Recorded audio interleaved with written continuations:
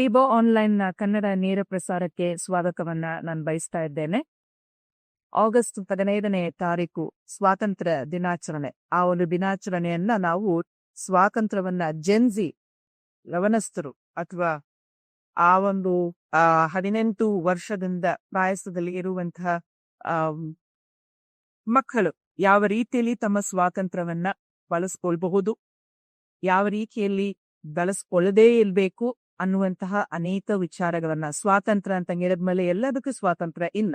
ಹಾಗಾಗಿ ಅನೇಕ ವಿಚಾರಗಳನ್ನ ನಾವೀಗಾಗಲೇ ಅಸಿಸ್ಟೆಂಟ್ ಪ್ರೊಫೆಸರ್ ಆಗಿ ಸೇವೆಯನ್ನ ಸಲ್ಲಿಸ್ತಾ ಇರುವಂತಹ ರೋಷನ್ ಸಿಆರ್ ಅವರ ಮುಖಾಂತರವಾಗಿ ನಾವು ಅನೇಕ ಪ್ರಶ್ನೆಗಳಿಗೆ ಉತ್ತರವನ್ನ ನಾವು ಈಗಾಗಲೇ ಪ್ರಸಾರ ಮಾಡಿದ್ದೇವೆ, ನೀವು ಕೇಳಿಸ್ಕೊಂಡಿದ್ದೀವಿ.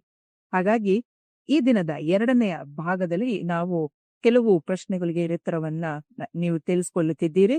ಅಸಿಸ್ಟೆಂಟ್ ಪ್ರೊಫೆಸರ್ ಆಗಿರುವಂತಹ ರೋಷನ್ ರವರು ಕೂಡ ಮತ್ತೆ ನಿಮ್ಮ ಒಂದು ಪ್ರಶ್ನೆಗೆ ಉತ್ತರವನ್ನ ನೀಡ್ಲಿಕ್ಕಿದ್ದಾರೆ. ನಮ್ಮ ಜೊತೆಯಲ್ಲಿ ಕೂಡ ಜೆನ್ಜಿ ಸಂತೋಷ್ ಕೂಡ ಇದ್ದಾರೆ. ಅವರ ಮುಖಾಂತರವಾಗಿ ಕೂಡ ಅನೇಕ ವಿಚಾರಗಳನ್ನ ನಾವು ಕೇಳಿಸ್ಕೊಳ್ಳಿಕ್ಕಿದ್ರು. ಹಾಗಾಗಿ ಕಾರ್ಯಕ್ರಮವನ್ನ ನೀವು ತಪ್ಪದೆ ವೀಕ್ಷಿಸಿ, ಮತ್ತೆ ನಿಮ್ಮ ಸ್ನೇಹಿತರು ಕೂಡ ಇದನ್ನ ಪರಿಚಯ ಮಾತು. ಈ ಕಾರ್ಯಕ್ರಮದ 4ನೇ ಪ್ರಶ್ನೆ ಸಂತೋಷಿಗೆ ನಾನು ಕೇಳಿದ್ರು. ಓಕೆ, ಜೆನ್ಜಿ ಸಂಬಂಧಿ ಸ್ವಾತಂತ್ರ್ಯವನ್ನ ಜವಾಬ್ದಾರಿಯುತವಾಗಿ ಹೇಗೆ ಚಲಾಯಿಸಬಹುದು? ಯಾವ ರೀತಿ ಅಂದ್ರೆ ಜವಾಬ್ದಾರಿ ಅಂತಂದ್ರೆ ವಿಶೇಷವಾಗಿ ಸಾಮಾಜಿಕ ಮಾಧ್ಯಮತೆ ಮತ್ತೆ ಆನ್ಲೈನ್ ಅಂತ ಹೇಳಿದ್ರಿ, ಈ ಒಂದು ಇಂಟರ್ನೆಟ್ ಆಗಿರ್ಬೋದು ಅಥವಾ ಇನ್ಸ್ಟಾಗ್ರಾಮ್ ರೀಲ್ಸ್ ಅಲ್ಲಿ ಹಾಕುವಂತಹ ಆ ಒಂದು ವಿಷಯ ನಿಮ್ಮ ಜವಾಬ್ದಾರಿ ಹೇಗಿರ್ತದೆ? ಸೊ ಸ್ವಾತಂತ್ರ್ಯ ಅನ್ನೋದು ಬರುವಾಗ ಫಸ್ಟ್ ನಾನು ಪರ್ಸನಲಿ ಮಾತಾಡ್ತೀನಿ, ಸ್ವಲ್ಪನೇ ಹೇಳ್ತೀನಿ. ಪರ್ಸನಲಿ ಬಂದಾಗ ಏನೋ ತಂದೆ ತಾಯಿಗಳು ನಮಗೆ ಸ್ವಾತಂತ್ರ್ಯ ಕೊಡೋದು ಓಕೆ ಅವರ ಪ್ರಕಾರನೇ ನಾವು ನಡೀತೀವಿ. ಬಟ್ ಹಂಗಂತೇಳಿ ನಾವು ಮಾಡುವಂತ ಕೆಲವು ನಿರ್ಧಾರ ಏನೋ ಅವರು ಒಂದ್ ಸ್ವಲ್ಪ ಏನೋ ಅದ್ರ ಬಗ್ಗೆ ರಿಸರ್ಚ್ ಮಾಡೋದಾಗಿರಿ, ಸ್ವಲ್ಪ ಏನೋ ಹಿನ್ನೆಲೆಗಳನ್ನ ತಿಳ್ಕೊಳ್ಳೋದಾಗಿರ್ಲಿ, ಅದು ಒಳ್ಳೇದು. ಯಾಕಂದ್ರೆ ನಾವು ಏನಾದ್ರೂ ಒಂದು ಮಾಡ್ತಾ ಇದೀವಿ ಅಂದ್ರೆ ಓಕೆ ಅವ್ನ್ ಸರಿ ಮಾಡ್ತಾ ಇದ್ದೇನಾ ಅಂತ ತಿಳ್ಕೊಂಡು ನಮ್ಗೊಂದು ಫ್ರೀಡಮ್ ಕೊಡ್ಲಿ. ಅದಕ್ಕೆ ನಾನು ಕೂಡ ಜಲ್ದಿಯಾಗಿ ನಾನು ಒಪ್ಕೊಂತೀನಿ. ಆದ್ರೆ ಅದನ್ನು ತಿಳಿಯದೆ ನೀನ್ ತಪ್ಪು, ನಿನಗೇನ್ ಗೊತ್ತು, ನಮ್ಗೆ ಇಷ್ಟೆಲ್ಲ ಅನುಭವ ಇದೆ ಅಂತ ಹೇಳೋದು ಕೂಡ ಒಂದು ಏನೋ ನಮ್ಮನ್ನ ತುಳ್ದಂಗ್ ಆಗುತ್ತೆ.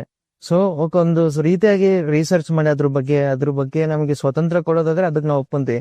ಇಲ್ಲ ಅದು ಸರಿ ಇಲ್ಲ, ನೀನ್ ಈಗ ಮಾಡಿದ್ರೆ ಹೀಗಾಗ್ಬೇಕು ಅಂತ ನಮಗೆ ಒಂದು ಬುದ್ಧಿ ಉಪದೇಶ ಕೊಟ್ಟು ನಮಗೆ ಏನೋ ಕೊಡೋದಾದ್ರೆ ನಾವು ಖಂಡಿತವಾಗ್ಲೂ ಒಪ್ಕೊಂತೀವಿ. ನಮ್ ಸ್ವಾತಂತ್ರ್ಯ ಓಕೆ ಪರವಾಗಿಲ್ಲಪ್ಪ, ನೀ ಏನ್ ಹೇಳ್ತೀರ ಅದನ್ನೇ ನಾವು ಮಾಡ್ತೀವಿ ಅಂತ.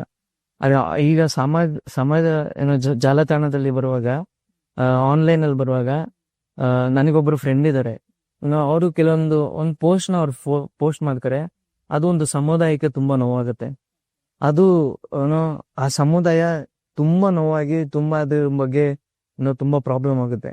ಸೊ ನಾವೇನ್ ಒಂದು ಜಂಜಿಯಾಗಿ ಅಥವಾ ಯಾರೇ ಆಗಿರ್ಲಿ, ಫ್ರೀಡಮ್ ಅನ್ನೋದು ಅದೇ ಸರ್ ಹೇಳಿದ್ರು, ನಮ್ಮ ಉದ್ದೇಶ ಆ ಫ್ರೀಡಮ್ ನಲ್ಲಿ ಇರುವಂತ ಒಂದು ಉದ್ದೇಶ ಸರಿಯಾಗಿದ್ರೆ ಮಾತ್ರ ಅದು ಫ್ರೀಡಮ್, ಇಲ್ಲಾಂದ್ರೆ ಅದು ಫ್ರೀಡಮ್ ಅಲ್ಲ. ಸೊ ನಾನ್ ಹೇಳುವಂತದ್ದು ಏನು ಅಂದ್ರೆ, ನಾವು ಏನ್ ಆಗ್ತೀವಿ ಅನ್ನೋದು ನಮ್ಗೆ ಪ್ರಾಮುಖ್ಯತೆ ಇದೆ. ನಾವು ಒಬ್ರನ್ನ ಹರ್ಟ್ ಮಾಡ್ಬೇಕು, ಒಂದು ಸಮುದಾಯನ ನೋವು ಮಾಡ್ಬೇಕು ಎಂಬುದಾಗಿ ನಾವು ಆ ರೀತಿಯಾಗಿ ನಾವು ಪೋಸ್ಟ್ ಮಾಡ್ಬಾರ್ದು ಯಾವ್ದು. ಆಮೇಲೆ ಅದೇ ರೀತಿಯಾಗಿ ಏನೋ ದೇವ್ರ ವಾಕ್ಯನೂ ಹೇಳುತ್ತೆ, ನಿನ್ನಗಿಂತ ನಿನ್ನ ನೆರೆಯವನನ್ನ ಶ್ರೇಷ್ಠನಂದ ಎನಿಸ್ಬೇಕು ಅಂತ. ಸೊ ಕೆಲವೊಂದ್ಸರಿ ನಾವು ಪೋಸ್ಟ್ ಮಾಡುವಾಗ ನಾವು ಮತ್ತೊಬ್ರನ್ನ ತುಳಿಯೋದಲ್ಲ, ನಾವು ಅವ್ರನ್ನ ಪ್ರೋತ್ಸಾಹ ಮಾಡೋದಾಗಿರ್ಲಿ.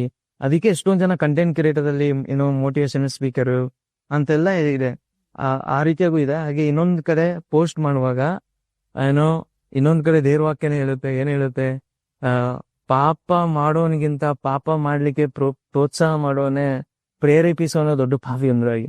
ಸೊ ನಾವ್ ಏನ್ ಪೋಸ್ಟ್ ಮಾಡ್ತೀವಿ ಅನ್ನೋದು ತುಂಬಾ ಪ್ರಾಮುಖ್ಯತೆ ಇದೆ. ಅದಕ್ಕೆ ತುಂಬಾ ದೇವ್ರ ನಮಗೊಂದು ಒಳ್ಳೆ ಗಿಫ್ಟ್ ಕೊಟ್ಟಿದ್ದಾರೆ, ಏನಂದ್ರೆ ಆಲೋಚನೆ ಶಕ್ತಿ.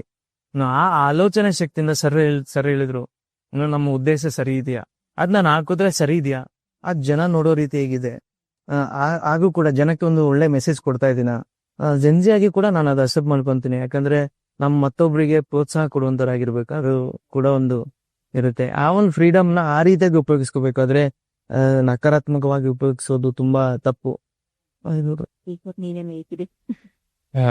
ತುಂಬಾ ಒಳ್ಳೆ ನಾನು ತುಂಬಾ ವಿಚಾರಗಳನ್ನ ಸಂತೋಷ್ ಅವರು ಹೇಳಿದ್ರು. ನಾನು ಅರ್ಥ ಮಾಡ್ಕೊಂಡಿದ್ದೀನಿ, ನಮಗೆ ಗೊತ್ತು ಅನ್ನುವಂತ ಒಂದು ವಿಚಾರ. ನಾನು ಯಾವ ರೀತಿಯಾಗಿ ಸೋಷಿಯಲ್ ಮೀಡಿಯಾನ ಉಪಯೋಗಿಸ್ಕೊಳ್ಬೇಕು ಅಥವಾ ಯಾವ ರೀತಿಯಾದಂತ ಪೋಸ್ಟ್ ಗಳನ್ನ ನಾನು ಹಾಕಬೇಕು ಅನ್ನುವಂಥದ್ದು ಅಥವಾ ನಾವು ಹಾಕಬೇಕು, ಜನ್ಸಿ ಅವ್ರು ಹಾಕ್ಬೇಕು ಅನ್ನುವಂಥದ್ದು ತಿಳಿದಿದೆ. ನಾನು ಪಾಸಿಟಿವ್ ಆಗು ಮಾತಾಡ್ತೀನಿ, ಕೆಲವೊಂದು ವಿಚಾರಗಳನ್ನ ನೆಗೆಟಿವ್ ಆಗು ಕೆಲವು ಉದಾಹರಣೆಗಳ ಮುಖಾಂತರವಾಗಿ ನಾನು ತಗೊಂಡು ಮಾತನಾಡ್ಲಿಕ್ಕೆ ಇಷ್ಟಪಡ್ತೇನೆ. ಸೋಷಿಯಲ್ ಮೀಡಿಯಾ ಎಂಬುದಾಗಿ ಹೇಳ್ಬೇಕಾದ್ರೆ ಅದೊಂದು ಉತ್ತಮವಾದಂತ ಒಂದು ಪ್ಲಾಟ್ಫಾರ್ಮ್ ನಮ್ಮೆಲ್ಲರಿಗೂ ಕೂಡ, ಎಸ್ಪೆಷಲ್ ಆಗಿ ಜನ್ಸಿ ಅವರಿಗೆ. ನಾನು ಯಾರು ಎನ್ನುವಂಥದ್ದನ್ನ ಅಥವಾ ನಾನು ಏನನ್ನ ಸಮಾಜಕ್ಕೆ ಮಾಡ್ತಾ ಇದ್ದೇನೆ, ನಾನು ಪ್ರಾರಂಭದಿಂದನೂ ಹೇಳ್ತಾ ಇದ್ದೀನಿ, ಸ್ವಾತಂತ್ರ್ಯ ಎಂಬುವಂಥದ್ದು ಸ್ವಾತಂತ್ರ್ಯವಾದಂತ ಅಥವಾ ವೈಯಕ್ತಿಕವಾದಂತ ಹಾಗೂ ಸೆಲ್ಫಿಶ್ ಅಥವಾ ಏನಂತ ಹೇಳ್ತೇವೆ, ಸ್ವಾರ್ಥತೆಯ ಒಂದು ಸ್ವಾತಂತ್ರ್ಯ ಅಲ್ಲ, ಬದಲಾಗಿ ಸಾಮಾಜಿಕವಾದಂತ ಒಂದು ಸ್ವಾತಂತ್ರ್ಯ ಎಂಬುದಾಗಿ ನಾನು ಪ್ರಾರಂಭದಿಂದನೂ ಹೇಳ್ತಾ ಇದ್ದೀನಿ. ಸೊ ಆ ಒಂದು ಸಾಮಾಜಿಕವಾದಂತ ಸ್ವಾತಂತ್ರ್ಯವನ್ನ ತೋರಿಸಲಿಕ್ಕೆ ಇರುವಂತ ಉತ್ತಮವಾದಂತ ಒಂದು ಚಾನೆಲ್ ಅಥವಾ ಮೀಡಿಯಂ ಎಂಬುದಾಗಿ ಹೇಳುವುದಾದ್ರೆ ಸೋಷಿಯಲ್ ಮೀಡಿಯಾ ಪ್ಲಾಟ್ಫಾರ್ಮ್. ಅದು ಫೇಸ್ಬುಕ್ ಆಗಿರ್ಬೋದು, ವಾಟ್ಸಪ್ ಆಗಿರ್ಬೋದು, ಇನ್ಸ್ಟಾಗ್ರಾಮ್ ಆಗಿರ್ಬೋದು, ಸ್ನ್ಯಾಪ್ ಚಾಟ್ ಆಗಿರ್ಬೋದು, ಬೇರೆ ಎಲ್ಲ ಟೆಲಿಗ್ರಾಮ್, ಈಗ ಅನೇಕ ವಿವಿಧವಾದಂತ ಒಂದು ಸೋಷಿಯಲ್ ಮೀಡಿಯಾ ಅಪ್ಲಿಕೇಶನ್ಸ್ ಈಗ ಬರ್ತಾ ಇದೆ. ಇದೆಲ್ಲದರಲ್ಲಿ ಕೂಡ ನಕಾರಾತ್ಮಕವಾಗಿ ನಾವು ನೋಡೋದಾದ್ರೆ ಅನೇಕ ವ್ಯಕ್ತಿಗಳು ಏನ್ ಮಾಡ್ತಿದಾರೆ ಅಂತ ಹೇಳಿದ್ರೆ, ಇದನ್ನ ಮೋಸ್ಟ್ ಆಗಿ ಯಾವ ರೀತಿಯಲ್ಲಿ ಹೆಂಗೆ ನಾವು ತುಂಬಾ ಬ್ಲಂಟ್ ಆಗಿ ನಾನು ಮಾತಾಡಬೇಕು ಎಂಬುದಾಗಿರೋದಾದ್ರೆ ಜೆನ್ಸಿ ಅವ್ರು ಯಾವ ರೀತಿಯಾಗಿ ಮಾಡ್ತಾರೆ ಅಂತ ಹೇಳಿದ್ರೆ ಹ್ಯಾಕಿಂಗ್, ಸ್ಕ್ರೋಲಿಂಗ್, ಇಲ್ಲ ಅಂತ ಹೇಳಿದ್ರೆ ಟ್ರೋಲ್ ಮಾಡುವಂಥದ್ದು. ಹೆಚ್ಚಿನಾಗಿ ಟ್ರೋಲ್ಸ್ ನಾವು ನೋಡ್ತೇವೆ. ಇವಾಗಿರುವಂತ ಜೆನ್ಸಿಗಳಿಗೆ ತುಂಬಾ ಮೀಮ್ಸ್ ತುಂಬಾ ಇಷ್ಟ. ಈ ಮೀಮ್ಸ್ ಗಳ ಮುಖಾಂತರ ಏನ್ ನಡೀತಾ ಇದೆ, ಒಬ್ಬರನ್ನ ತುಣಿತಾ ಇದ್ದೇವೆ, ತುಣಿಯೋದ್ರ ಮುಖಾಂತರವಾಗಿ ನಾವು ಹಣ ಮಾಡ್ಕೊಳ್ತಾ ಇದ್ದೇವೆ. ಅದು ಇತರರಿಗೆ ಏನಾಗ್ತದೆ, ಎಂಟರ್ಟೈನ್ಮೆಂಟ್ ಸಿಗ್ತಾ ಇದೆ. ಆದ್ರೆ ಇನ್ನೊಬ್ರು ಅವರ ಒಂದು ವೈಯಕ್ತಿಕವಾದಂತ ಕೋಣೆಯಲ್ಲಿ ಈ ಎಲ್ಲಾ ವಿಚಾರಗಳನ್ನ ನೋಡ್ತಾ ಅಳ್ತಾ ಇದ್ದಾರೆ, ಅವರು ಡಿಪ್ರೆಷನ್ಗೆ ಗುರಿ ಆಗ್ತಾ ಇದ್ದಾರೆ.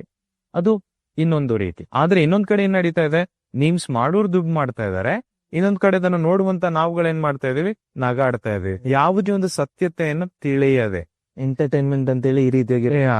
ಇನ್ನೊಂದು ಏನೆಂಬುದಾಗಿ ಹೇಳೋದಾದ್ರೆ ಏನ್ ಮಾಡುವಂಥದ್ದು ಅಂತ ಹೇಳಿದ್ರೆ, ಟ್ರೈಂಗ್ ಟು ಫಾಲೋ ಅಪ್ ಅನ್ನುವಂತ ಒಂದು ಪದ ನಾನು ಉಪಯೋಗಿಸ್ತಾ ಇದ್ದೇನೆ ಇಲ್ಲಿ. ಆದ್ರೆ ಇನ್ನೊಂದು ರೀತಿಯಲ್ಲಿ ಏನಂತ ಹೇಳಿದ್ರೆ ಟ್ರೋಲಿಂಗ್ ಎಂಬುದಾಗಿ ಏನೋ ಒಂದು ಪದವನ್ನ ಉಪಯೋಗಿಸ್ತಾರೆ. ರೀಸೆಂಟ್ ಆಗಿ ಅಮೆರಿಕದಲ್ಲಿ ಎರಡು ರೀತಿಯಾದಂತ ಒಂದು ಘಟನೆಗಳ ಇನ್ಸಿಡೆಂಟ್ ನಡೆದಂತದ್ದು.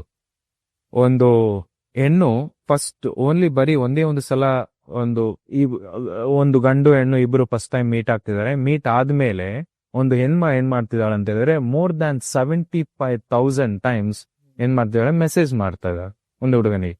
ಹುಡುಗ ಏನ್ ಮಾಡ್ದಾನೆ, ಕೇಸ್ ಆಗ್ತಾ ಇದ್ದಾನೆ, ಅರೆಸ್ಟ್ ಆಗ್ತಾ ಇದ್ದಾಳೆ ಹುಡುಗಿ. ಇದೆಲ್ಲ ಎಲ್ಲ ನಡೀತಾ ಇದೆ, ಸೋಷಿಯಲ್ ಮೀಡಿಯಾದಲ್ಲಿ ನಡೀತಾ ಇದೆ. ಯಾಕೆ? Social media is accessible to every one.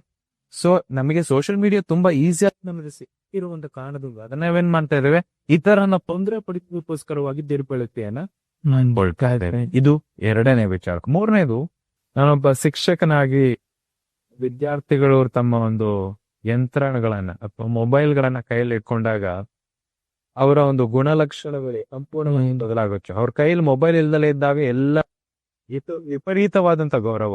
ಆದ್ರೆ ಮೊಬೈಲ್ ಕೈಲಿದೆ ಅಂತ ಹೇಳಿದ್ರೆ ಮುಂದೆ ಯಾರಿದ್ದಾರೆ, ಹಿಂದೆ ಅಕ್ಕಪಕ್ಕ ಹಿಂದೆ ಯಾರಿದ್ದಾರೆ, ಯಾರು ವಿಷಯ ಅಲ್ಲ.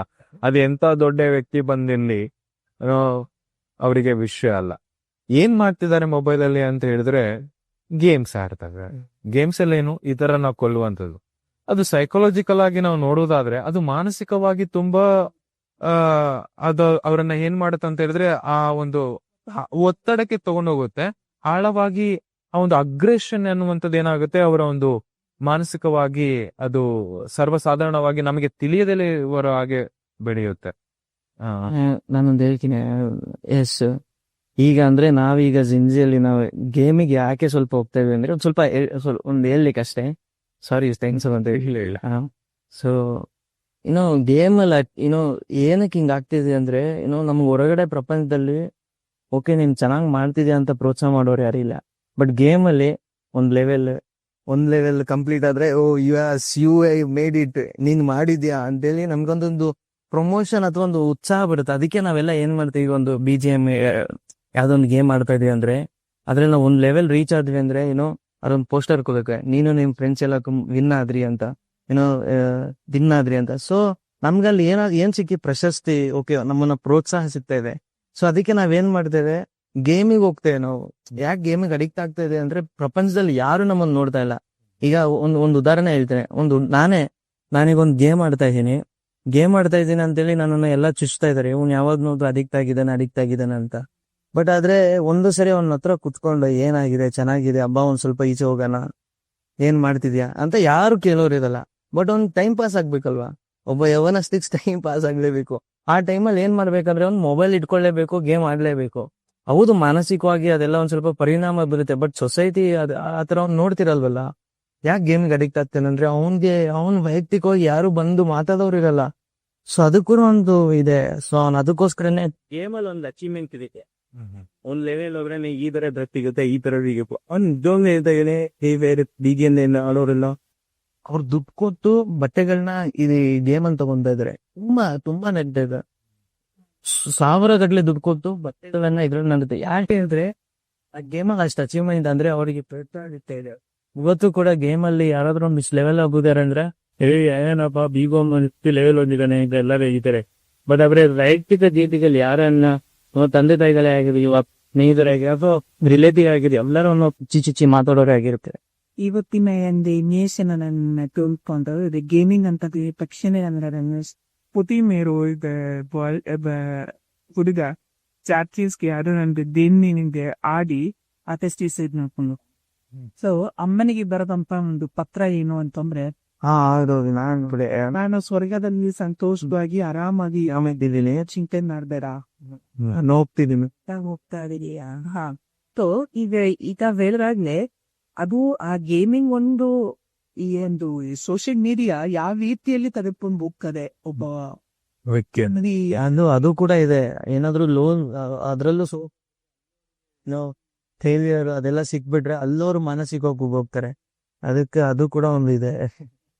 ವೀಕ್ಷಕರೇ, ಇಲ್ಲಿ ಇವಾಗ್ಲೇ ತುಂಬಾ ಎಚ್ಚರಿಕೆಯಿಂದನೇ ಕೇಳಿಸ್ಕೊಳ್ತಾ ಇದ್ದೀನಿ ಅಂತ ನಾನು ಅನ್ಕೊಂತೀನಿ. ಯಾಕಂದ್ರೆ ಈ ಜೆನ್ಜಿ ಅವರ ಒಂದು ಜೀವಿತದಲ್ಲಿ ಆಗ್ತಾ ಇರುವಂತಹ ವಿಚಿತ್ರವಾದಂತಹ ಬದಲಾವಣೆ, ನಾನು ಒಳ್ಳೆ ಬದಲಾವಣೆ ಅಂತ ನಾನು ಹೇಳೋದ್ಕಿಂತ ಪಾಸಿಟಿವ್ ಅಂತ ಹೇಳೋದ್ಕಿಂತ ನೆಗೆಟಿವ್ ಆಗಿ ನಾನು ಹೇಳ್ತೀನಿ. ಯಾಕಂದ್ರೆ ನಾವು ಕೇಳ್ತಾ ಇರುವಂತದ್ದು ಬಹಳ ಒಂದು ವಿಚಿತ್ರವಾದಂತಹ ಸಂಗತಿ. ಈಗಾಗ್ಲೇ ನಾವು ಈ ಒಂದು ಸೋಷಿಯಲ್ ಮೀಡಿಯಾದ ಬಗ್ಗೆ ನಾವು ಕೇಳುತ್ತಲ್ವಾ, ಅವ್ರು ಯಾವ ರೀತಿಯಲ್ಲಿ ಅದನ್ನ ಉಪಯೋಗ ಮಾಡ್ತಾರೆ, ಅದು ಅವರ ಒಂದು ಜವಾಬ್ದಾರಿಯನ್ನ ಕಳ್ಕೊಳ್ತಾ ಇದ್ದಾರೆ, ಅವರ ಜವಾಬ್ದಾರಿಯನ್ನು ಮರಿತಾ ಇದ್ದಾರೆ. ನಂದು ಈ ಜವಾಬ್ದಾರಿ ಅಲ್ಲ, ನನ್ನ ಜವಾಬ್ದಾರಿ ಏನಿದೆ ಅವನ್ನ ಫಸ್ಟ್ ನೀವು ತಿಳ್ಕೊಳ್ಳೋದಾದ್ರೆ ಖಂಡಿತ ಈ ಒಂದು ಸೋಷಿಯಲ್ ಮೀಡಿಯಾದಲ್ಲಿ ನಿಮ್ಮಲ್ಲಿರುವಂತಹ ಒಂದು ಫಲಾಂಶಗಳನ್ನ ಅದನ್ನ ಒಳ್ಳೆ ರೀತಿಯಲ್ಲಿ ಸಮಾಜಕ್ಕೆ ನೀವು ಅದನ್ನ ತೋರಿಸಲಿಕ್ಕೆ ಸಾಧ್ಯತೆ ಇದೆ. ಹಾಗಾಗಿ ಈ ಒಂದು ಸಾಮಾಜಿಕವಾದಂತಹ ಒಂದು ಪಾಲನ ಅಥವಾ ಈ ಒಂದು ಆನ್ಲೈನ್ ಏನಿದೆಯೋ ಆ ಎಲ್ಲ ಒಂದು ವಿಷಯಗಳನ್ನ ನೀವು ಉತ್ತಮ ರೀತಿಯಲ್ಲಿ ಬಳಕೆ ಮಾಡ್ಕೊಳ್ಳೋದಾದ್ರೆ ಖಂಡಿತವಾಗಿಯೂ ಒಳ್ಳೆ ಒಂದು ಕಾರ್ಯಕ್ಕೆ ನಿಮ್ಮನ್ನ ನೀವು ತೊಳಿಲಿಕ್ಕೆ ಸಾಧ್ಯತೆ ಇದೆ. ಸರ್ ಹೇಳ್ತಾ ಇದ್ರು, ನಂಗೆ ದಿವಸ ಸ್ಟಾಪ್ ಮಾಡ್ಬಿ. ಸರ್ ಹೇಳ್ತಾ ಇದ್ರೆ ನಾನು ಅದನ್ನ ಹೇಳ್ತೇನೆ. ನಾನು ಹೇಳ್ತೆ. ಸೊ ಗೇಮಿಂಗ್ ನೀವು ತುಂಬಾ ಉತ್ತಮವಾದಂತ ಪಾಯಿಂಟ್ಸ್ ಅನ್ನ ಕೂಡ ನೀವು ಹೇಳಿದ್ರು. ಏನಂತ ಹೇಳಿದ್ರೆ, ಗೇಮಿಂಗ್ ಮಾಡುವುದರ ಮೂಲಕ ನಾವು ಹಣ ಸಂಪಾದನೆ ಮಾಡ್ಬೋದು. ನನಗೊಂದು ಗೆಳೆಯರಿದ್ದಾರೆ ಡೆಲ್ಲಿಯಲ್ಲಿ, ಅವರ ಒಂದು ತಮ್ಮ ಕೂಡ ಈ ಗೇಮಿಂಗ್ ಕಂಪನಿಯಲ್ಲಿ ಕೆಲಸ ಮಾಡುವಂತವ್ರು. ಗೇಮಿಂಗ್ ಮಾಡ್ತಾ ಕೂಡ ಅವ್ರ ಕೆರಿಯರ್ ಅನ್ನ ಅವ್ರ ಮುಂದೆ ಸಾಗಿಸ್ತಾ ಇದ್ದಾರೆ. ನಾನು ಹೇಳುವಂತ ಒಂದು ವಿಚಾರ ಅಂತ ಹೇಳಿದ್ರೆ, ಗೇಮಿಂಗ್ ಆಡುವಂತದ್ದು ತಪ್ಪು ಎಂಬುದಾಗಿ ನಾನು ಹೇಳ್ತಾ ಇಲ್ಲ. ಆದ್ರೆ ಆ ಗೇಮಿಂಗ್ ಎಷ್ಟರವರೆಗೆ ನಿಮ್ಮನ್ನ ಸಂತೋಷ ಪಡಿಸ್ತಾ ಇದೆ, ಎಷ್ಟರ ಮಟ್ಟಿಗೆ ನಿಮ್ಮನ್ನ ಸ್ವಾತಂತ್ರ್ಯಗಳಾಗಿ ಈ ಸಮಾಜದಲ್ಲಿ ಮಾಡ್ತಾ ಇದೆ. ನೀವು ಹೇಳಿದ್ರಿ ಒಂದ್ ಪಾಯಿಂಟ್, ನಾವು ಎಷ್ಟು ಲೆವೆಲ್ ಜಾಸ್ತಿ ಹೋಗ್ತೀವೋ ಅಷ್ಟು ಲೆವೆಲ್ ನಮಗೆ ಎಷ್ಟು ಲೆವೆಲ್ ನಾವು ಜಾಸ್ತಿ ಹೋಗ್ತೀವೋ ಅಷ್ಟು ಲೆವೆಲ್ ಒಂದು ಗೌರವ ನಮಗೆ ನಮ್ಮ ಒಂದು ಫ್ರೆಂಡ್ ಸರ್ಕಲ್ ಇಂದ, ನಮ್ಮ ಕೊಲೀಗ್ಸ್ ಇಂದ ಸಿಗುತ್ತೆ. ಅದ್ರ ಮುಖಾಂತರವಾಗಿ ನಾವು ಹಣ ಗಳಿಸ್ತೇವೆ. ಹಣದಿಂದ ನಾವು ಕಾಸ್ಟ್ಲಿ ಬಟ್ಟೆಗಳನ್ನ, ಬ್ರಾಂಡೆಡ್ ಬಟ್ಟೆಗಳಾಗಿರ್ಬೋದು, ಸ್ನೀಕರ್ಸ್ ಆಗಿರ್ಬೋದು, ಹ್ಯಾಟ್ಸ್ ಆಗಿರ್ಬೋದು, ನಮಗೆ ಏನೇನೆಲ್ಲ ಆಪರೇಷನ್ ಗಳಿದೆಯೋ ಅದೆಲ್ಲವೂ ನಾವು ತಗೊಳ್ತೇವೆ. ಆದ್ರೆ ಎಷ್ಟು ಮಟ್ಟಿಗೆ ಅದು ಒಂದು ಕೆಲವು ವಾರಗಳಾದ್ಮೇಲೆ ಅಥವಾ ಕೆಲವು ದಿನಗಳಾದ್ಮೇಲೆ ಅದು ಓಲ್ಡ್ ಆಗೋಗುತ್ತೆ. ಅದಲ್ಲ ರಿಯಾಲಿಟಿ ಆಗಲ್ಲ. ಬಟ್ ಗೇಮಿಂಗ್ ಒಳಗಡೆನೆ ಆ ಕ್ಯಾರೆಕ್ಟರ್ಗೆ ಡ್ರೆಸ್ ಇರುತ್ತೆ, ಆ ರೀತಿ ಡ್ರೆಸ್ ಸಿಗುತ್ತೆ ಅಂತ. ಸೊ ಓಕೆ, ಅದು ಕೂಡ ಓಕೆ. ನಾನು ಈ ರೀತಿಯಾದಂತ ಯಾಕಂದ್ರೆ ಗೇಮಿಂಗ್ ಆಡ್ತಾ ಕೂಡ ಅನೇಕ ಜನರು ಸಂಪಾದನೆ ಮಾಡ್ತಾ ಇದ್ದಾರೆ. ಮಾಡುವಂತವ್ರು ಕೂಡ ಇಂಥ ಒಂದು ಕಾರ್ಯಗಳಲ್ಲೇ ಇದ್ದಾರೆ. ಸೊ ಇವಾಗ ನಾವು ಗೇಮಿಂಗ್ ಒಳಗಡೆ ಕೂಡ ವರ್ಚುವಲ್ ವರ್ಲ್ಡ್ ಅಲ್ಲಿ ಕೂಡ ನಾವು ಅನೇಕ ಬಟ್ಟೆಗಳು ತಗೊಳ್ತೀವಿ, ವೆಪನ್ಸ್ ಗಳು ತಗೊಳ್ತೀವಿ, ಶೂಸ್ ತಗೊಳ್ತೀವಿ, ಡಿಫ್ರೆಂಟ್ ಲೆವೆಲ್ಸ್ ಗಳು ತಗೊಳ್ತೀವಿ. ಅದೆಲ್ಲ ವರ್ಚುವಲ್ ಆಗಿ ಹೊರತು ಅದು ಮೊಬೈಲ್ ಅಲ್ಲಿರುವಂತ ಆ ಒಂದು ಗೊಂಬೆಗಳಿಗೆ ಮಾತ್ರನೇ ಹೊರತು, ಕ್ಯಾರೆಕ್ಟರ್ ಗಳಿಗೆ ಮಾತ್ರನೇ ಹೊರತು ನಾವೇನನ್ನು ಕೂಡ ಸಂಪಾದಿಸ್ತಿಲ್ಲ. At the end of the day ಏನಪ್ಪಾ ಮಾಡಿದ್ಯಾ, ಏನಪ್ಪಾ ಸಾಧಿಸ್ಯ ಅಂತ ಹೇಳಿದ್ರೆ, ನಾನು ಮೊಬೈಲ್ ಅಲ್ಲಿ ಗೇಮಿಂಗ್ ಕ್ಯಾರೆಕ್ಟರ್ಗೆ ಬಟ್ಟೆ ಕೊಡ್ಸಿದೀನಿ ಅಂತ ಹೇಳಿದ್ರೆ ನಗಾಡ್ತಾರೆ ಜನರು ಸಾರ್ವಸಾಧಾರಣವಾಗಿ ಅಲ್ವಾ. ಅದು ನಾನು ಮೊದಲನೇ ಹೇಳಿದಾಗೆ, ಮೊದಲನೇ ಪ್ರಶ್ನೆಗೆ ನಾನು ಉತ್ತರ ಕೊಟ್ಟಾಗೆ, ನನ್ನ ಸ್ವಾತಂತ್ರ್ಯ ಎನ್ನುವಂಥದ್ದು ಉದ್ದೇಶಪೂರ್ವಕವಾದಂತ ಒಂದು ಜೀವಿತ. ನಾನು ಗೇಮಿಂಗ್ ಆಡ್ಬೇಕಾದ್ರೆ ಅದು ಉದ್ದೇಶಪೂರ್ವಕವಾದಂತ ಜೀವಿತಕ್ಕೆ ನಡೆಸ್ತಾ ಇದೀಯಾ ಎನ್ನುವಂಥದ್ದನ್ನ ನಾವು ಅರ್ಥ ಮಾಡ್ಕೊಳ್ಬೇಕು. ಅದು ಉದ್ದೇಶಪೂರ್ವಕವಾದಂತ ಜೀವಿತಕ್ಕೆ ನಡೆಸ್ತಾ ಇಲ್ಲ ಅಂತ ಹೇಳಿದ್ರೆ ನಾನೇನು ಮಾಡಿದ್ರು ಕೂಡ ಪ್ರಯೋಜನ ಇಲ್ಲ. ಇದು ನಾನು 3 ಕಾರ್ಯಗಳು ನಕಾರಾತ್ಮಕವಾಗಿ. ಅದೇ ಪಾಸಿಟಿವ್ ಆಗಿ ನಾವು ನೋಡ್ಬೇಕಾದ್ರೆ ನಾವು ಸೋಷಿಯಲ್ ಮೀಡಿಯಾ ಪ್ಲಾಟ್ಫಾರ್ಮ್ ಅನ್ನ ಇನ್ನೂ ಬಹು ಉತ್ತಮವಾದಂತ ರೀತಿಯಲ್ಲಿ ನಾವು ಬಳಸ್ಕೊಳ್ಬಹುದು. ಉದಾಹರಣೆಗೆ ಕೇಕ್ ಪಾಪ್ ಎನ್ನುವಂತ ಒಂದು BTS ಬ್ಯಾಂಡ್ ವರ್ಲ್ಡ್ ವೈಡ್ ತುಂಬಾ ಫೇಮಸ್. ಅದನ್ನ ಬ್ಯಾಂಕ್ಟನ್ ಎಂಬುದಾಗಿ ಕರೀತಾರೆ, ಅಥವಾ ನಮ್ಮ ಇಂಗ್ಲಿಷ್ ಅಲ್ಲಿ ಹೇಳ್ಬೇಕಾದ್ರೆ ಅದನ್ನ ಬುಲೆಟ್ ಪ್ರೂಫ್ ಬಾಯ್ ಸ್ಕೌಟ್ಸ್ ಎಂಬುದಾಗಿ ಹೇಳ್ತಾರೆ. ಇವ್ರು 2017ರಲ್ಲಿ ಯುನಿಸೆಫ್ ಮುಖಾಂತರವಾಗಿ ಅಥವಾ ಯುನಿಸೆಫ್ ಇಂಟರ್ನ್ಯಾಷನಲ್ ಆರ್ಗನೈಸೇಷನ್ ಸಹಾಯದ ಮುಖಾಂತರವಾಗಿ ಲವ್ ಮೈಸೆಲ್ಫ್ ಎನ್ನುವಂತ ಕ್ಯಾಂಪೇನ್ ಅನ್ನು ಇವರು ನಡೆಸ್ತಾರೆ. ಅಲ್ಲೋಗಿ 7 ಜನರು ಕೂಡ ಟೀಮ್ ಆಗಿ ಅಲ್ಲಿ ಪ್ರೀತಿಯ ವಿಚಾರವಾಗಿ ಮಾತನಾಡ್ತಾರೆ. ನಿಮ್ಮನ್ನ ನೀವು ಪ್ರೀತಿಸ್ಕೊಳ್ರಿ, ಅವಾಗ ನೀವು ಇತರರನ್ನ ಪ್ರೀತಿಸ್ತೀರಾ. ಅವ್ರಿಗೆ ಸಿಕ್ಕುವಂತ ಪ್ರತಿಯೊಂದೊಂದು ಅವಕಾಶ, ಅವ್ರಿಗೆ ಮ್ಯೂಸಿಕ್ ಮುಖಾಂತರವಾಗಿರ್ಬೋದು, ಅವರು ಯಾವಾಗೆಲ್ಲ ಸೋಷಿಯಲ್ ಮೀಡಿಯಾ ಪ್ಲಾಟ್ಫಾರ್ಮ್ ಗಳಲ್ಲಿ ಬರ್ತಾರೆ ಅಥವಾ ಪಬ್ಲಿಕ್ ಅಪಿಯರೆನ್ಸ್ ಗಳಲ್ಲಿ ಬರ್ತಾರೆ, ಅವರೆಲ್ಲರೂ ಕೂಡ ಈ ಎಲ್ಲಾ ಕಾರ್ಯಗಳಲ್ಲಿ, ಆ ಸೋಷಿಯಲ್ ಮೀಡಿಯಾ ಪ್ಲಾಟ್ಫಾರ್ಮ್ ಗಳಲ್ಲಿ ಮ್ಯೂಸಿಕ್ಸ್ ಮುಖಾಂತರ ಅವರು ಪ್ರೊಡ್ಯೂಸ್ ಮಾಡುವಂತ ಎಲ್ಲಾ ಕಾರ್ಯಗಳ ಮುಖಾಂತರ ಅವರು ಈ ಲೋಕಕ್ಕೆ ತಿಳಿಯಪಡಿಸುವಂತದ್ದು ಪ್ರೀತಿಯ ಬಗ್ಗೆ. ನಿಮ್ಮನ್ನ ನೀವು ಪ್ರೀತಿಸ್ರಿ, ಇತರರಿಗೆ ನೀವು ಕರುಣೆಯನ್ನ ತೋರಿ, ಸಹಾಯ ಮಾಡ್ರಿ. ಇದೆಲ್ಲ ಅವ್ರು ಮಾಡ್ತಾ ಇರುವಂತದ್ದು ಸೋಷಿಯಲ್ ಮೀಡಿಯಾ ಪ್ಲಾಟ್ಫಾರ್ಮ್ಗಳ ಮುಖಾಂತರ. ಅವ್ರು ಈ ಒಂದು ಸಂದೇಶವನ್ನ ಇಡೀ ಲೋಕಕ್ಕೆ ತಲುಪಿಸೋದ್ರ ಮುಖಾಂತರವಾಗಿ ಯವನಸ್ಥರಿಗೆ ಒಂದು ಸಂದೇಶ ಕೊಡ್ತಾ ಇದ್ದಾರೆ. ಯಾರು ನಿಮ್ಮನ್ನ ದ್ವೇಷಿಸಿದ್ರು ಕೂಡ ಮೊದಲನೇದಾಗಿ ನಿಮ್ಮನ್ನ ನೀವು ಪ್ರೀತಿಸ್ಕೊಳ್ರಿ. ನಮ್ಮನ್ನ ನಾವು ಪ್ರೀತಿಸ್ಕೊಂಡಾಗ ಮಾತ್ರ ನಾವು ಇತರನ್ನ ಪ್ರೀತಿಸ್ಲಿಕ್ಕೆ ಸಾಧ್ಯ. ನಾನು ಸ್ವಲ್ಪ ಧಾರ್ಮಿಕವಾಗಿ ನಾನು ಮಾತಾಡ್ತೀನಿ. ಒಬ್ಬ ಸೆಮಿನರಿ ಟೀಚರ್ ಆಗಿರೋದ್ರಿಂದ ಸ್ವಲ್ಪ ಧಾರ್ಮಿಕ ಮಾತುಗಳನ್ನ ಮಾತಾಡೋಣ. ಸೊ ಸತ್ಯವೇದದಲ್ಲಿ ನಾವು ನೋಡ್ಬೇಕಾದ್ರೆ ಒಂದು ಮಾತಿದೆ, ಲವ್ ಯುವರ್ ಸೆಲ್ಫ್ ಎಂಬುದಾಗಿ. ಯೇಸು ಕ್ರಿಸ್ತನು ಈ ಕ್ರೈಸ್ತ ಧರ್ಮದ ಒಂದು ನಾಯಕನು ಅಥವಾ ಲೋಕದ ರಕ್ಷಕನು ಎಂಬುದಾಗಿ ನಾನು ನಂಬುವಂತ ದೇವರು ಈ ರೀತಿಯಾಗಿ ಹೇಳ್ತಾರೆ ವಾಕ್ಯದಲ್ಲಿ, ಇತರರನ್ನ ನೀನು ನಿನ್ನಂತೆಯೇ ಪ್ರೀತಿಸು ಎಂಬುದಾಗಿ ಅಂತ ಹೇಳಿದ್ರೆ, love others R love your neighbours as your self. ನನ್ನನ್ನ ನಾನು ಪ್ರೀತಿಸ್ಕೊಳ್ಳಿಕ್ಕೆ ನನಗೆ ಗೊತ್ತಿಲ್ಲ ಅಂತ ಹೇಳಿದ್ರೆ ನಾನು ಇತರರನ್ನ ಯಾವ ರೀತಿಯಾಗಿ ಪ್ರೀತಿಸ್ತೇನೆ. If I hate myself, how will I love you? ನಿಮ್ಮನ್ನ ನಾನು ಪ್ರೀತಿಸ್ಬೇಕಂದ್ರೆ ಮೊದಲನೇದಾಗಿ ನಾನು ನನ್ನನ್ನ ಪ್ರೀತಿಸ್ಕೊಳ್ಬೇಕು. ಆ ಒಂದು ವಿಚಾರವನ್ನ ಈ BTS K-pop ಗ್ರೂಪ್ ಮಾಡ್ತಾ ಇದ್ದಾರೆ. ಸೊ ಅದನ್ನ ಇಡೀ ಲೋಕ ಕೂಡ ಏನ್ ಮಾಡ್ತಾ ಇದೆ, ಅವರೊಂದಿಗೆ ಆ ಒಂದು ಸಂದೇಶದೊಂದಿಗೆ ಅವರನ್ನ ಅನೇಕ ಜನರು ಸಪೋರ್ಟ್ ಮಾಡ್ತಾ ಇದ್ದಾರೆ. ಆ ಪ್ರೀತಿ ಅನ್ನುವಂತ ಪದವನ್ನ ಎತ್ತಿಡಿದು ಅನೇಕ ಜನರಿಗೆ ಯಾವ್ಯಾವ ಯವನಸ್ಥರು ಸಾಯಬೇಕು, ಆತ್ಮಹತ್ಯೆ ಮಾಡ್ಕೊಳ್ಬೇಕು ಎನ್ನುವಂತ ಅನೇಕ ಯವನಸ್ಥರು ಏನ್ ಮಾಡ್ತಿದ್ದಾರೆ, ಇವರ ಹಾಡುಗಳನ್ನ ಕೇಳಿ ಅಥವಾ ಇವರ ಕ್ಯಾಂಪೇನ್ ಗಳನ್ನ ನೋಡಿ ತಿರುಗಿ ಅವರ ನಿರ್ಧಾರಗಳನ್ನ ಬದಲಾಯಿಸಿಕೊಳ್ತಾ ಇದ್ದಾರೆ. ಸೋಷಿಯಲ್ ಮೀಡಿಯಾ ಪ್ಲಾಟ್ಫಾರ್ಮ್ ಒಂದು ಬದಲಾವಣೆಯನ್ನ ಸಮಾಜದಲ್ಲಿ ತರ್ತಾ ಇದೆ. ಇನ್ನೊಂದು ಉದಾಹರಣೆ ನಾನು ಹೇಳಬೇಕು ಎಂಬುದಾಗಿ ಹೇಳೋದಾದ್ರೆ, ದೀಪಿಕಾ ಪಡುಕೋನ್ ಅವರದ್ದು ಒಂದು ಕೂಡ ಲವ್ ಲೀವ್ ಎನ್ನುವಂತ ಒಂದು ಬ್ರ್ಯಾಂಡ್ ಅಥವಾ ಕ್ಯಾಂಪೇನ್. ಅವರು ಕೂಡ ಅವರ ಒಂದು ಜೀವಿತದಲ್ಲಿ ಒಂದು ಇಂಟರ್ವ್ಯೂ ಟೈಮಲ್ಲಿ ಅವರು ಹೇಳಿದ್ದು, ನಾನು ತುಂಬಾ ಡಿಪ್ರೆಸ್ ಆಗ್ಬಿಟ್ಟಿದ್ದೆ, ಯಾರು ಕೂಡ ನನ್ನನ್ನ ಪ್ರೀತಿ ಮಾಡ್ತಾ ಇರ್ಲಿಲ್ಲ, ನಾನು ಆತ್ಮಹತ್ಯೆ ಮಾಡ್ಕೊಳ್ಳೋಣ ಎನ್ನುವಂತ ಹಂತಕ್ಕೆ ನಾನು ಹೋಗಿದ್ದೆ. ಆ ಟೈಮಲ್ಲಿ ನನಗೆ ಸಿಕ್ಕಿದಂತ ಒಂದು ಐಡಿಯಾ ಇದು ಲೀವ್ ಲವ್ ಎನ್ನುವಂತ ಒಂದು ಕಾನ್ಸೆಪ್ಟ್. ಈ ಒಂದು ಕ್ಯಾಂಪೇನ್ ಮುಖಾಂತರ ನಾವು ಹೇಳುವಂಥದ್ದು, ನಿಮ್ಮನ್ನ ನೀವು ಪ್ರೀತಿಸ್ರಿ, ನೀವು ಪ್ರೀತಿಸ್ಕೊಂಡಾಗ ಇತರನ್ನ ನೀವು ಪ್ರೀತಿಸಲಿಕ್ಕೆ ಸಹಾಯ ಆಗುತ್ತೆ. ನಮ್ಮನ್ನ ನಾವು ಪ್ರೀತಿಸ್ಕೊಂಡಾಗ ನಮ್ಮ ಇತರ ಸಮಾಜವನ್ನ ಕೂಡ ನಾವು ವಿವಿಧವಾಗಿ ನೋಡ್ಲಿಕ್ಕೆ, ಜೀವಿಸ್ಲಿಕ್ಕೆ ನಮಗೆ ಪ್ರಾರಂಭವಾಗುತ್ತೆ, ಸಹಾಯವಾಗುತ್ತೆ ಅನ್ನುವಂತ ಒಂದು ಮಾತನ್ನ ನಾನು ಹೇಳಲಿಕ್ಕೆ ಇಷ್ಟಪಡ್ತೆ. ರೋಷನ್ ಅವ್ರಿಗೆ ಈ ಒಂದು ಕಾರ್ಯಕ್ರಮದ ಒಂದು ಕೊನೆಯ ಪ್ರಶ್ನೆ, ಈವರೆಗೂ ನಾವು ಸಾಮಾಜಿಕವಾದಂತಹ ರೀತಿಯಲ್ಲಿ ಕೆನ್ಜಿ ಅಂದ್ರೆ ವಯಸ್ಕರರು ಯಾವ ರೀತಿಯಲ್ಲಿ ತಮ್ಮ ಹೋರಾಟದಲ್ಲಿ ಇರ್ತಾರೆ, ಮತ್ತೆ ಅವ್ರಿಗೆ ಯಾವ ರೀತಿಯಾದಂತಹ ಒಂದು ಸ್ವಾತಂತ್ರ್ಯ ಬೇಕು, ಆ ಸ್ವಾತಂತ್ರ್ಯವನ್ನ ಯಾವ ರೀತಿಯಲ್ಲಿ ಅವರು ಬಳಸ್ಕೊಳ್ಬಹುದು, ಆನ್ಲೈನ್ ಮೂಲಕ ಆಗಿರ್ಬೋದು ಅಥವಾ ಸೋಷಿಯಲ್ ಮೀಡಿಯಾ ಮುಖಾಂತರ ಆಗಿರ್ಬೋದು. ಸೊ ಅನೇಕ ವಿಚಾರಗಳನ್ನ ನೀವು ಸಾಮಾಜಿಕವಾದಂತ ರೀತಿಯಲ್ಲಿ ನೀವು ಕೇಳಿದ್ರೆ ಈಗ ಒಂದು ಬಿಬ್ಲಿಕಲ್ ಅಂದ್ರೆ ಸತ್ಯವೇದದ ಮುಖಾಂತರವಾಗಿ ದೇವರು ನಮಗೆ ಕೊಟ್ಟಿರುವಂತಹ ಸ್ವಾತಂತ್ರ್ಯ ಅದನ್ನ ಯಾವ ರೀತಿಯಲ್ಲಿ ಇನ್ನೊಂದು ಜೆನ್ಜಿ, ಯಾಕೆಂದ್ರೆ ಈ ಒಂದು ದೇಶದ ಒಂದು ಪಿಲ್ಲರ್ ಅಂತ ಹೇಳಿ ನಾವು ಯವನಸ್ಥರಿಗೆ ನಾವು ಬೈತೀವಲ್ವಾ, ಅವರು ಸ್ತಂಭದರಾಗಿರ್ಬೇಕು ಅಂತ ಹೇಳಿ ನಾವು ಬೈತೀವಿ. ಹಾಗಾಗಿ ಸತ್ಯವೇದದ ಮುಖಾಂತರವಾಗಿ ಯಾವ ರೀತಿಯಾದಂತ ಸ್ತಂಭವಾಗಿ ಅವರು ನಿಲ್ಲಬೇಕು, ಆ ಒಂದು ಸ್ತಂಭವಾಗಿ ನಿಲ್ಲಬೇಕಂತಂದ್ರೆ ಯಾವ ರೀತಿಯಾದಂತ ಸ್ವಾತಂತ್ರ್ಯವನ್ನ ಅವರು ತಂದುಕೊಳ್ಬೇಕು, ಆ ಸ್ವಾತಂತ್ರ್ಯವನ್ನ ಯಾವ ರೀತಿಯಲ್ಲಿ ಅದನ್ನ ನಿಂದುವ ಅಥವಾ ಅದನ್ನ ಸ್ವೀಕಾರ ಮಾಡ್ಕೊಳ್ಬೇಕು ಅಂತ ಹೇಳಿ ಯೇಸು ಸ್ವಾಮಿ ಯಾವ ರೀತಿಯಲ್ಲಿ ನಾನು ಯೇಸುಕ್ರಿಸ್ತನ ಮಾತಿನೊಂದಿಗೆ ಪೌಲನ ಮಾತನ್ನು ಕೂಡ ನಾನು ಈ ಸಮಯದಲ್ಲಿ ಉಲ್ಲೇಖಿಸಲಿಕ್ಕೆ ಇಷ್ಟಪಡ್ತೇನೆ. ನಾನು ಮೊದಲನೇದಾಗಿ ಹೇಳಿದಂತ ಅದೇ ಮಾತು ಗಲಾತ್ಯ ಬರೆದಂತ ಪತ್ರಿಕೆ 1ನೇ ಅಧ್ಯಾಯ 15ನೇ ವಚನದಲ್ಲಿ ಪೌಲನ್ ಈ ರೀತಿಯಾಗಿ ಹೇಳ್ತಾನೆ, ನನ್ನ ಪ್ರೀತಿಯ ಸಹೋದರರೇ, ನೀವು ಸ್ವಾತಂತ್ರ್ಯಗಳಾಗಿದ್ದೀರಿ, ಆದರೆ ನಿಮ್ಮ ಸ್ವಾತಂತ್ರ್ಯವನ್ನ ದೇಹದ ಆ ಒಂದು ಆಶಾಭೋಗಳಿಗೆ ಒಳಪಡಿಸಿಕೊಳ್ಳದೆ ಬದಲಾಗಿ ಇತರರಿಗೆ ಪ್ರೀತಿಯಿಂದ ಸಹಾಯ ಮಾಡುವರಾಗಿರ್ರಿ ಎನ್ನುವಂತ ಒಂದು ಮಾತನ್ನ ಅಲ್ಲಿ ಹೇಳ್ತಾನೆ. ಅಂತ ಹೇಳಿದ್ರೆ ಅಲ್ಲಿ ಪೌಲನ್ ಹೇಳ್ತಾ ಇರುವಂತದ್ದು ಇಷ್ಟೇ, ಸ್ವಾತಂತ್ರ್ಯ ಎನ್ನುವಂಥದ್ದು ನಿಮ್ಮ ದುರ್ಬಳಕೆಗಾಗಿ ಕೊಟ್ಟಿರುವಂತದ್ದಲ್ಲ, ಬದಲಾಗಿ ಸ್ವಾತಂತ್ರ್ಯ ಎನ್ನುವಂಥದ್ದು ಇತರರಿಗೋಸ್ಕರವಾಗಿ ಜೀವಿಸ್ಲಿಕ್ಕಿರುವಂತ ಒಂದು ಜೀವಿತ. ಇದೇ ಮಾತನ್ನ ಯೇಸು ಕ್ರಿಸ್ತನು ಕೂಡ ಮತ್ತಾಯನು ಬರೆದಂತ ಸುವಾರ್ತೆ 10ನೇ ಅಧ್ಯಾಯ 45ನೇ ವಚನದಲ್ಲಿ ಈ ರೀತಿಯಾಗಿ ಹೇಳ್ತಾನೆ, I came to serve and not to be served ಎಂಬುದಾಗಿ. ಅಂತ ಹೇಳಿದ್ರೆ ನಾನು ಬಂದಿರುವಂತ ಇತರರಿಗೋಸ್ಕರವಾಗಿ ಸೇವೆ ಸಲ್ಲಿಸ್ಲಿಕ್ಕೋಸ್ಕರ, ಸೇವೆ ಮಾಡ್ಲಿಕ್ಕೋಸ್ಕರವಾಗಿ ಎಂಬುದಾಗಿ ಹೇಳ್ತಾನೆ. ಅಲ್ಲಿ ಕೂಡ ಯೇಸು ಕ್ರಿಸ್ತನು ಹೇಳುವುದು ತನ್ನ ಜೀವನ ಪರ್ಯಂತವಾಗಿ ಸಂಪೂರ್ಣವಾಗಿ ಆ 3.5 ವರ್ಷಗಳ ಕಾಲ ತನಗಾಗಿ ತಾನು ಜೀವಿಸಲಿಲ್ಲ, ಬದಲಾಗಿ ನಮ್ಮೆಲ್ಲರಿಗೋಸ್ಕರವಾಗಿ ಆತನು ಜೀವಿಸಿದಂತ ಒಂದು ನಮಗೆ ಎದುರಾಗಿ ಸ್ಪಷ್ಟವಾಗಿ ತೋರಿಸಿಕೊಟ್ಟಿದ್ದಾನೆ.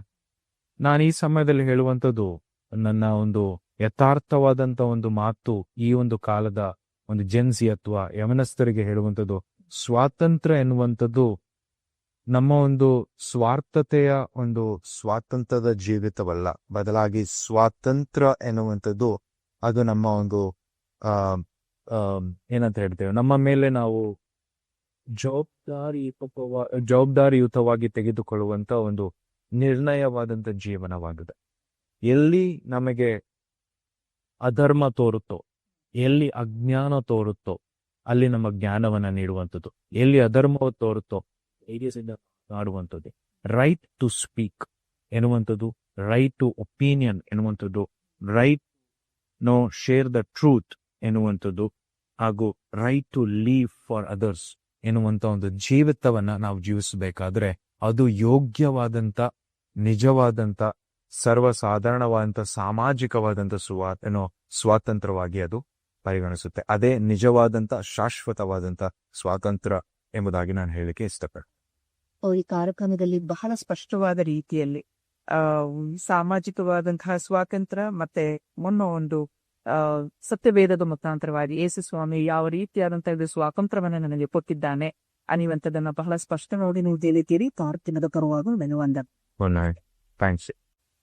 ವೀಕ್ಷಕರೇ, ಇನ್ನಿವರೆಗೂ ನೀವು ಕೇಳಿದಂತ ಸ್ವಾತಂತ್ರ್ಯದ ಬಗ್ಗೆ ಜೆನ್ಜಿ ಅವರು ಯಾವ ರೀತಿಯಲ್ಲಿ ಸಾಮಾಜಿಕ ತಾಣಗಳಲ್ಲಿ ಅವರ ಒಂದು ಸ್ವಾತಂತ್ರ್ಯತೆ ಯಾವ ರೀತಿಯಲ್ಲಿ ಅವರ ಉಪಯೋಗಿಸ್ಕೊಳ್ತಾ ಇದ್ರು, ಮತ್ತೆ ಅವರ ಒಂದು ಇನ್ವಾಲ್ವ್ಮೆಂಟ್ ಹೇಗಿತ್ತು, ಮತ್ತೆ ಈ ಒಂದು ಸೋಷಿಯಲ್ ಮೀಡಿಯಾ ಅನ್ನುವಂಥದ್ದು ಯಾವ ರೀತಿಯಲ್ಲಿ ಜೆನ್ಜಿ ಅವರ ಒಂದು ಜೀವಿತಗಳಲ್ಲಿ ಬದಲಾವಣೆಯನ್ನ ತರುವಂತದ್ದಾಗಿರ್ತದೆ, ಮತ್ತೆ ಸತ್ಯವೇದದ ಮುಖಾಂತರವಾಗಿ ಸ್ವಾತಂತ್ರ್ಯವನ್ನ ಕೊಟ್ಟಂತ ಯೇಸು ಸ್ವಾಮಿಯನ್ನ ನಾವು ಯಾವ ರೀತಿಯಲ್ಲಿ ಆ ಒಂದು ಸ್ವಾತಂತ್ರ್ಯವನ್ನ ಸ್ವೀಕಾರ ಮಾಡಿಕೊಳ್ಬೇಕು, ಹೇಗೆ ಅದು ಬಹಳ ಉತ್ತಮವಾದಂಥದ್ದು ಎನ್ನುವಂತಹ ವಿಚಾರಗಳನ್ನ ನಮ್ಮ ಪ್ರೊಫೆಸರ್ ಅವರು ಅತಿ ಉತ್ತಮವಾದ ರೀತಿಯಲ್ಲಿ ನಿಮ್ಗೆ ನಮ್ಮ ಪ್ರಶ್ನೆಗಳಿಗೆ ನಿಮ್ಗೆ ಉತ್ತರವನ್ನ ನೀಡಿದ್ದಾರೆ. ಅದೇ ರೀತಿಯಲ್ಲಿ ಸಂಪರ್ಕವರು ಕೂಡ ಉತ್ತಮವಾದ ರೀತಿಯಲ್ಲಿ ಅವರ ಒಂದು ಆಲೋಚನೆಗಳನ್ನ ನಿಮಗೆ ಹೇಳಿದ್ದಾರೆ. ಹಾಗಾಗಿ ಒಂದು ಕಾರ್ಯಕ್ರಮ ನಿಮಗೆ ಅನೇಕ ಮಾಹಿತಿ ತಂದಿದೆ ಎಂಬುದಾಗಿ ನಾನು ನೆನೆಸ್ತೇನೆ. ಕಾರ್ಯಕ್ರಮವನ್ನ ಕೇಳುವಿಕೆ ನೀವು ಕೂಡ ನಾನು ಧನ್ಯವಾದಗಳನ್ನ ಕೇಳ್ತೇನೆ. ವೀಕ್ಷಕರೇ, ಈ ಕಾರ್ಯಕ್ರಮದಲ್ಲಿ ನಾವು ಅನೇಕ ವಿಚಾರವನ್ನ ಜೆನ್ಜಿ ಅಂದ್ರೆ ಅದೇ 15 ವರ್ಷ ಅಥವಾ 18 ವರ್ಷದಿಂದ 30 ವರ್ಷ ಒಳಗಿನ ಏನು ವಯಸ್ಕರವಿದ್ದಾರಲ್ಲ ಅವರ ಒಂದು ಜೀವಿತದಲ್ಲಿ ಆಗುವಂತಹ ಬದಲಾವಣೆಗಳಾಗಿರ್ಬೋದು, ಅಥವಾ ಈ ಒಂದು ಸ್ವಾತಂತ್ರ್ಯವನ್ನ ಯಾವ ರೀತಿಯಲ್ಲಿ ಅವರು ಬಳಸ್ಕೊಂತಾರೆ. ಯಾಕೆ ನಾವು ಈ ಒಂದು ವಿಚಾರದಲ್ಲಿ ಮಾತಾಡ್ತಾ ಇದ್ದೀವಿ ಅಂತ ಹೇಳಿಗಾದ್ರೆ, ನಮಗೆ ಸ್ವಾತಂತ್ರ್ಯ ಸಿಕ್ಕಿರುವಂತದ್ದು ಅನೇಕ ದೊಡ್ಡ ದೊಡ್ಡ ಜನರು ಈಗ ಇದಾದ್ಮೇಲೆ ನೀವು ಎಲ್ಲರಿಗೂ ಗೊತ್ತಿದೆ ಗಾಂಧೀಜಿಯವರು ಯಾವ ರೀತಿಯಲ್ಲಿ ಹೋರಾಟ ಮಾಡಿದ್ರು, ಯಾಕೆ ಸ್ವಾತಂತ್ರ್ಯವನ್ನ ಕೊಟ್ರು. ಆ ಸ್ವಾತಂತ್ರ್ಯವನ್ನ ನಾವು ಒಳ್ಳೆ ರೀತಿಯಲ್ಲಿ ನಾವು ನಮಗೆ ಬೇಕಾದಂತಹ ಒಂದು ರೀತಿಯಲ್ಲಿ ಒಳ್ಳೆಯ ರೀತಿಯಲ್ಲಿ ಈ ಒಂದು ಸಮಾಜದಲ್ಲಿ ನಾವು ಜೀವನ ಮಾಡಬೇಕು. ದಾಸತ್ವದಿಂದ ನಮ್ಮನ್ನ ಹೊರತಂದು ನಾವು ಯಾರಿಗೂ ದಾಸರಲ್ಲ, ನಮಗೆ ನಾವೇ ದಾಸರಾಗಿದ್ದೀವಿ. ನಮ್ಮಲ್ಲಿರುವಂತದ್ದನ್ನ ನಾವು ಇತರರಿಗೆ ಒಂದು ಏನಂದ್ರೆ ಅದನ್ನ ಪಾಸ್ ಮಾಡ್ಬೇಕು. ನಮ್ಮಲ್ಲಿರುವಂತ ಟ್ಯಾಲೆಂಟ್ ಅನ್ನ ಇನ್ನೊಬ್ಬರಿಗೆ ಪಾಸ್ ಮಾಡ್ಬೇಕು. ನಾವು ಬರೀ ಇನ್ನೊಬ್ಬರ ಕೆಳಗೆ ನಾವು ಒಂದು ಏನು ಹಿಂಸೆಯಲ್ಲಿ ಇರುವಂತದ್ದು ಬೇಡ ಅನ್ನುವಂತ ಒಂದು ಆಲೋಚನೆ ಇಟ್ಕೊಂಡು ಈ ಒಂದು ದೇಶಕ್ಕೆ ಸ್ವಾತಂತ್ರ್ಯವನ್ನ ಕೊಟ್ರು. ಆದ್ರೆ ಈಗಿನ ಸಮಾಜದಲ್ಲಿ ಜೆನ್ಜಿ ಅಂತ ನಾವ್ ಯಾಕೆ ಜೆನ್ಜಿ ಅಂತ ಹೇಳಿ ನಾನು ಪರ್ಟಿಕ್ಯುಲರ್ ಆಗಿ ಯೂಸ್ ಮಾಡ್ತಾ ಇದ್ದೀನಿ ಅಂದ್ರೆ, ಈಗಿನ ಯವನಸ್ಕರು ಯಾವ ರೀತಿಯಲ್ಲಿ ತಮ್ಮ ಜೀವಿತಗಳನ್ನ ನಾಶಪಡಿಸ್ಕೊಳ್ತಾ ಇದ್ದಾರೆ, ಅಥವಾ ಇನ್ನೊಂದು ರೀತಿಯಲ್ಲಿ ಹೇಳ್ಬೇಕಂದ್ರೆ ಅವರು ಹೇಳ್ತಾ ಇದಾರೆ ನಮ್ಮನ್ನ ಕೇಳುವವರು ಯಾರು ಇಲ್ಲ ಅಂತ ಹೇಳಿ. ಖಂಡಿತವಾಗಿ ಇಲ್ಲ ವೀಕ್ಷಕರೇ. ನಿಮ್ಮಲ್ಲಿ ಯಾರಾದ್ರೂ ಜೆನ್ಜಿ ಈ ಒಂದು ವಯಸ್ಕರರು ಯಾರಾದ್ರೂ ಒಂದು ಕಾರ್ಯಕ್ರಮವನ್ನ ಕೇಳ್ತಾ ಇರೋದಾದ್ರೆ, ನಿಮ್ಮ ಒಂದು ಶಬ್ದವನ್ನ ಅಥವಾ ನೀವು ಯಾವ ಹೋರಾಟದಲ್ಲಿ ಇದ್ದೀರೋ ಅದೆಲ್ಲವನ್ನ ಕೇಳಿಸ್ಕೊಳ್ಳಿಕ್ಕೆ ಜನರಿದ್ದಾರೆ. ಆದ್ರೆ ನೀವೇನ್ ಮಾಡ್ಬೇಕು, ಅದನ್ನ ನೀವು ಹುಡುಕಬೇಕಷ್ಟೆ. ಅವ್ರ ಹತ್ರ ಹೋಗಿ ನೀವು ನಿಮ್ಮ ಒಂದು ಕಷ್ಟಗಳಾಗಿರ್ಬೋದು, ನಿಮ್ಮ ಒಂದು ಅನಿಸಿಕೆಗಳಾಗಿರ್ಬೋದು, ಅಥವಾ ನಿಮ್ಮ ಆಶೆಗಳಾಗಿರ್ಬೋದು, ಅದನ್ನ ನೀವು ಹಂಚ್ಕೊಳ್ಳೋದಾದ್ರೆ ಖಂಡಿತವಾಗಿಯೂ ಅದಕ್ಕೆ ಉತ್ತರ ನೀವು ತಂದುಕೊಳ್ಳಿಕ್ಕೆ ಸಾಧ್ಯತೆ ಇದೆ. ಹಾಗಾಗಿ ಈ ಕಾರ್ಯಕ್ರಮದಲ್ಲಿ ಜೆನ್ಜಿ ಸಂತೋಷ್ ಅವರು ಕೂಡ ಮಾತಾಡಿದ್ರು. ಅವರ ಒಂದು ಅನಿಸಿಕೆಗಳಾಗಿರ್ಬೋದು, ಅವರಿಗಿದ್ದಂತ ಪ್ರಶ್ನೆಗಳಾಗಿರ್ಬೋದು, ಅವರಲ್ಲಿದ್ದಂತ ಹೋರಾಟಗಳು, ಯಾವ ರೀತಿಯಲ್ಲಿ ನಮಗೆ ಸ್ವಾತಂತ್ರ್ಯ ಬೇಕು ಅನ್ನುವಂತಹ ಒಂದು ಅವರ ಆಲೋಚನೆಗಳ ಮುಖಾಂತರವಾಗಿ ನಿಮಗೆ ನಾವು ತಲುಪಿಸ್ಲಿಕ್ಕೆ ನಾವು ಪ್ರಯತ್ನ ಮಾಡಿದ್ದೇವೆ. ಅದೇ ರೀತಿಯಲ್ಲಿ ನಮ್ಮ ಟೀಚರ್ ಕೂಡ ಉತ್ತಮವಾದ ರೀತಿಯಲ್ಲಿ ರೋಷನ್ ಅವರು ಕೂಡ ಅದನ್ನ ಹೇಳಿದ್ದಾರೆ. ಸೊ ಹಾಗಾಗಿ ಈ ಕಾರ್ಯಕ್ರಮ ನಿಮಗೆ ಅನೇಕ ಮಾಹಿತಿ ತಂದಿದೆ ಅಂತ ನಾವು ನೆನೆಸ್ತೇವೆ. ನಿಮ್ಗೇನಾದ್ರೂ ಪ್ರಶ್ನೆಗಳಿದ್ರೆ ನಮಗೇನು ಕಾಲ್ ಮಾಡಬಹುದು, ಕರೆ ಮಾಡಬಹುದು. ನಮ್ಮ ದೂರವಾಣಿ ಸಂಖ್ಯೆನ ನೀವು ಬರ್ದಿಟ್ಕೊಳ್ರಿ, 9906064653. ಮಕ್ಕೊಮ್ಮೆ ಆಯ್ತಾನ 9902606453. ಏನೇ ಪ್ರಶ್ನೆ ಇರ್ಲಿ, ನಮ್ಗೆ ಯಾವ ರೀತಿಯಲ್ಲಿ ಕೇಳಬೇಕು ಅನ್ನುವಂತಹ ಒಂದು ಯಾವ ರೀತಿಯಾದ ಒಂದು ಮುಜುಗುರ ಬೇಡ. ಓಕೆ, ನಿಮ್ಮ ಒಂದು ಜೆನ್ಜಿಯಲ್ಲಿ ಇರುವಂತಹ ಒಂದು ಹೋರಾಟಗಳಾಗಿರ್ಬೋದು, ನಿಮ್ಮ ಪ್ರಶ್ನೆಗಳಾಗಿರ್ಬೋದು, ನಿಮಗೆ ಉತ್ತರ ಕೊಡ್ಲಿಕ್ಕೆ ನಾವು ಪ್ರಯತ್ನ ಮಾಡ್ತೇವೆ.